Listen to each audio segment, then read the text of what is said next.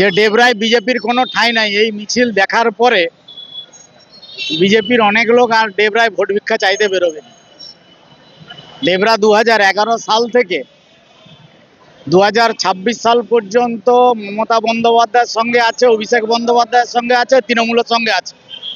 এবং 2026 সালের 23শে এপ্রিল যে নির্বাচন, সেই নির্বাচনে আমাদের প্রিয় প্রার্থী রাজীব ব্যানার্জিকে দুহাত তুলে ডেবরার 2,30,000 ভোটার আশীর্বাদ করবেন এবং ডেবরার উন্নয়নের কর্মযোগ্য আগামী দিনে রাজীব ব্যানার্জির হাত ধরে দ্রুততার সঙ্গে ত্বরান্বিত হবে।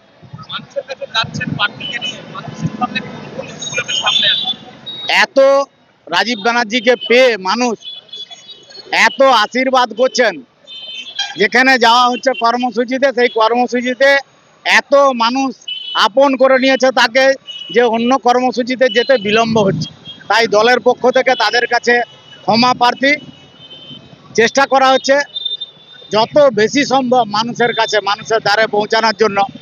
দলের দায়িত্বশীল বুথ সভাপতি থেকে আরম্ভ করে অঞ্চল সভাপতি, ব্লক তৃণমূল কংগ্রেসের এক ঝাঁক নেতৃত্ব যারা আছে, আমাদের শীতেশ ধারা সহসভাপতি অনুপম দাস, পঞ্চায়েত সমিতির বাদল মণ্ডল, আমাদের নেতা বাদল ধাউড়িয়া, আমাদের নেতা শ্যামল মুখার্জি, শান্তি টুডু, তাজু থেকে আরম্ভ করে গৌতম, এবং আমাদের নেতা শেখ হুমায়ুন কবির থেকে আরম্ভ করে 14টি অঞ্চলের সভাপতি এবং ব্লকের শাখা সংগঠনের সভাপতি, সকলে ঐক্যবদ্ধভাবে দলের জন্য অক্লান্ত পরিশ্রম করছে। এবং আমার স্থির বিশ্বাস, বিগত দিনের রেকর্ড ছাপিয়ে আমরা রাজীব ব্যানার্জিকে বিপুল ভোটে ডেবরা থেকে নির্বাচিত করব।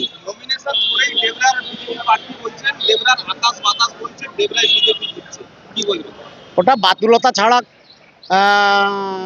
অন্য কিছু নয়। এই কারণেই বলি, ডেবরার কত বুথ, কত ভোটার, কোন এলাকায় কোন কমিউনিটির লোক বসবাস করে, এইটাকে ভালো করে পড়াশোনা করতে বলবেন, তারপরে উত্তর দেব।